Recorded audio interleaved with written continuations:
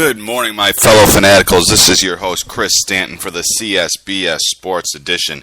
It is Saturday morning, October 5th, and we have got a lot to talk about, including our Week 4 review and our Week 5 picks. But before we get to that, let's do our favorite segment, Calling Out the BS. First of all, we've got the Cubs firing Dale's fame after his second consecutive season of 90-plus losses. Both years he has had 96 losses and has finished 5th place both years. Here's my problem with it. It's not so much that they fired a coach for not getting the job done. That happens all the time in sports, and quite frankly, that's to be expected. But here's the problem. He was the hand-picked coach from Theo Epstein and the general manager of the Cubs. They're the ones who picked him, and now all of a sudden he's not their guy anymore?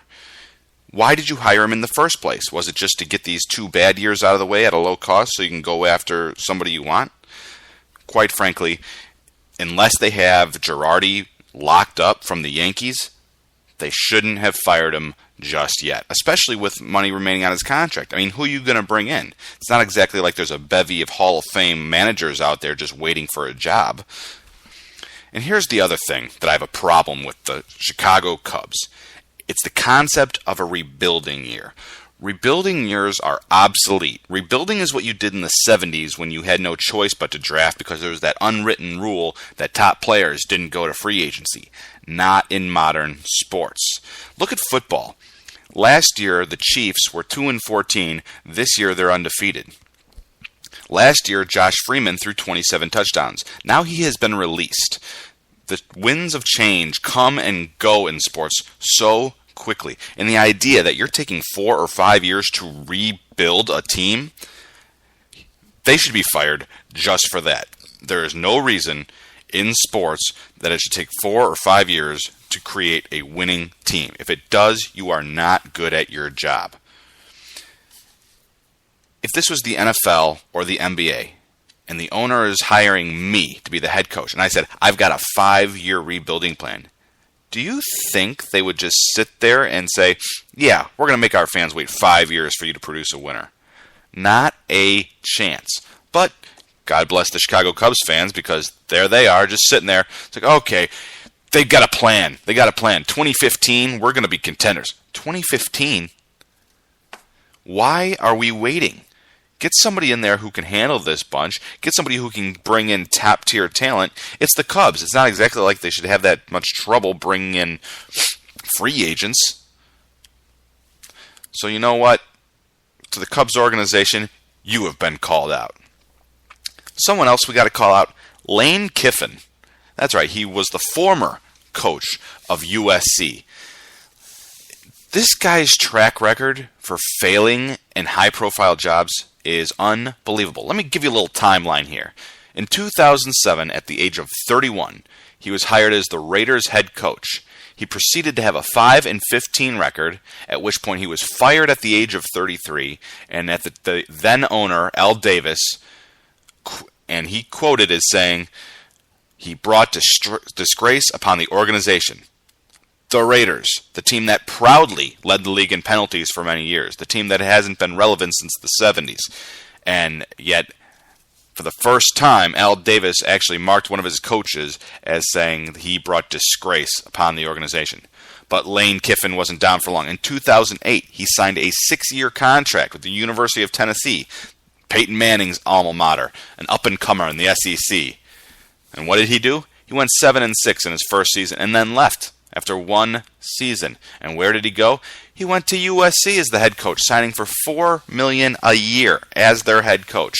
And after going 62-41 and losing, after losing 62-41 at Arizona State, he was fired. They didn't even let him on the team bus to go home. They just fired him on the spot. So, at the age of 38, with an overall head coaching record of 40-35, no bowl game wins, no playoff wins, Lane Kiffin is back on the coaching block, waiting for another job. And here's my question. Who ever decided that this man was worthy of a head coaching job anyway? He was an unproven guy who had somewhat of a reputation for being hard to deal with, but being an offensive genius. Well, he certainly was hard to deal with, but he was certainly not an offensive genius. He's a guy who has burned every bridge he's crossed, and he's just for some reason getting hired over and over again with nothing but mediocre results. Personally, I hope he never gets a head coaching job. I hope he never gets another assisting coaching job. But there's going to be some college team out there that's desperate for a little bit of publicity and the hope that he can bring some panache to their program. And what's he going to do? If he has any success, he'll just bolt for the next best job he can find. Not that it really matters, because over his career he's made tens of millions of dollars, so even at the age of 38 he could retire right now if he wanted to. But you know what? Shame on him for his poor public relations, and shame on every team that's hired him and expected something different out of him. Moving on. With the NBA preseason about to start up, we've got some news on that front as well. And one thing that caught my eye was Kevin Garnett. Now, Kevin Garnett's notorious for running his mouth. I don't really like it, but hey, it gives us something to talk about, right? Well, here's the newest thing that he's ranting on. He and Jason Kidd, the new coach of the Brooklyn Nets, who we're going to call out in a minute on that too, Jason Kidd had a meeting with all his players, and as we all know, the Nets made some big moves and got a lot of high-priced but aging players. Paul Pierce, Kevin Garnett. Kevin Garnett, in particular, is 37 years old and has logged over 53,000 minutes. Got to remember, he was one of those high schoolers that came out before the NBA mandated the 19-year-old rule. And KG has pretty much started every game since the age of 18. He has got a lot of minutes on that body. So Jason Kidd, like any coach would want to do, sat Kevin Garnett down and said that they plan to limit his minutes to keep him fresh because they're going to need him for the postseason.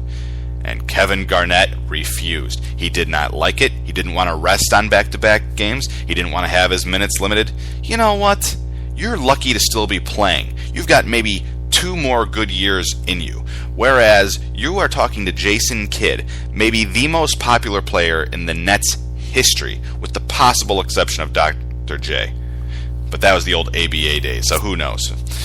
Jason Kidd, who single-handedly carried 2 mediocre Nets teams to the finals. And when I say mediocre, do you know who was starting on those teams? Keith Van Horn and Kerry Kittles. Remember those guys?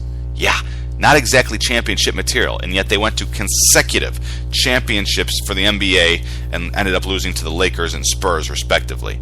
And you know what? Jason Kidd just got hired for the first time as a head coach. Guess who's going to be there long term, and guess who's not? I tell you who's not going to be there long term, and that's the 37-year-old guy who's got a reputation for being a pain in the butt. So you know what, KG?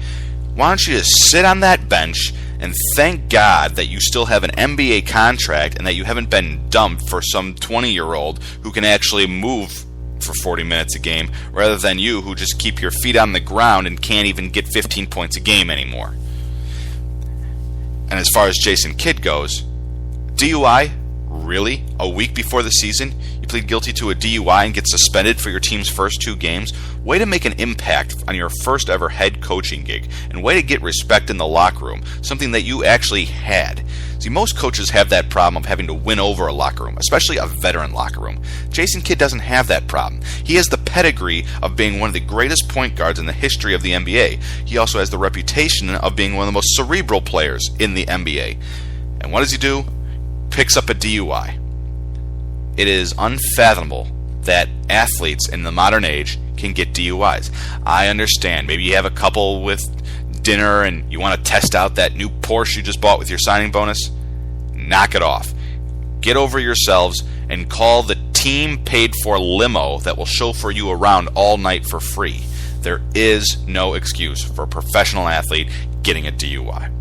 And one more thing we got to call out, and that is the Florida Marlins, or the Miami Marlins as they like to be called now, although we'll see how long they last in Miami with their ticket sales. And speaking of ticket sales, on the last day of the season, the Miami Marlins, young pitcher Henderson Alvarez, 20 years old, threw a no-hitter. Good way to end a bad season. But like the rest of their games, the Marlins did not sell out. Yes, you heard that right. The Marlins did not sell out a single game this year. So, And in another last-ditch effort to make money, the owners of the Marlins are selling the unused tickets for that game, the no-hitter, at $15 each for those Marlins memorabilia collectors. I don't know if Marlins memorabilia collectors exist, but if you're going to buy $15 for an unused ticket for a team that couldn't even sell out a single game in a 162-game season, then you know what? I've got some swampland in Florida I want to sell to you and a bridge in New York that you might like to look at as well. Because you know what? There is trying to promote your team, and then there is trying to just rip off your fan base. And there is a reason why the Marlins ownership is perhaps the least popular ownership in American sports. And it's because of things like this. And here's the kicker. Even if they sell every single ticket that wasn't used for $15 a piece, you know how much they'll make? $136,500. That wouldn't even cover a minimum salaried player. That's right. If you brought up a 20-year-old from AAA and he was making the minimum salary, that would not cover his salary. And yet, here they're doing it, all this negative publicity, making themselves even more of a joke of a franchise than they already are, by selling unused tickets to anybody foolish enough to buy them. You know what? I don't know what Miami's going to do. They just bought the Marlins a brand new stadium. They're kind of stuck with that god-awful ownership. And you know, Miami deserves it for not supporting their franchises and for being stupid enough to actually buy themselves a new stadium for a team they're not going to support. So, I'm calling out Miami. I'm calling out the Marlins. I'm calling anybody stupid enough to support this idea. What it is what it is. Oh, well, what are you going to do? Now, as I promised, we've got a recap of the Week 4 NFL season. Can you believe it? We're already a quarter through the season. Our little 2013 season is growing up so fast, and man, is it full of surprises. I'm doing pretty well in my picks, though. This week I went 10-5, so not as good as those first couple weeks, but I'm still well above board. Puts me on a record overall of 46-23. So let's recap some of the winners. We had the 49ers over the Rams. Had that one. The fact is the Rams played tough last year, but the Rams are looking terrible this year. Sam Bradford's not connecting to his receivers. Tavon Austin has been a disappointment, and Darrell Richardson has given them almost nothing at the running back position. That defense is okay, but it's not stopping anybody on a consistent basis, and it has its holes that can be taken advantage of. And if you disagree with me on any of this, please tweet me at the CSBS. Give me a call, 630-534-0779. I'm willing to take on all callers. But the 49ers steamrolled the Rams, as most people would suggest or would have guessed. Here's one that got me, though. The Ravens-Bills game. I know it was in Buffalo, and I know that the Ravens are struggling, and I'm not big on them this year. However, I thought they could beat the Bills. I mean, it's the Bills with a rookie quarterback. Nope. Buffalo Bills stunned them 23-20. And good for them. I like this E.J. Manuel, and unfortunately, he's going to be out for about 6 weeks with an LCL sprain. So hopefully he can recover quickly and get back because he's got a bright future ahead of him, and I think Buffalo finally has something to be excited about. The Steelers and Vikings played in London, which pretty much no one cares about, especially in London. But the Vikings did pick up their first win of the season, and the Steelers are still, unwinned. Yeah, Steelers, through 4 weeks, have yet to pick up a victory. Would not have seen that coming. I knew they were going to struggle this year, but 0-4 with a 2-time Super Bowl winning quarterback? That's just bizarre. We had the Colts steamroll the Jaguars, no surprise. Seahawks made it interesting against the Texans, though, didn't they? I mean, I think everybody thought the Seahawks would win, but to have to come back from about 20 down. But Mr. Pick 6, Matt Schaub, gave up the game again. Speaking of Matt Schaub, breaking news.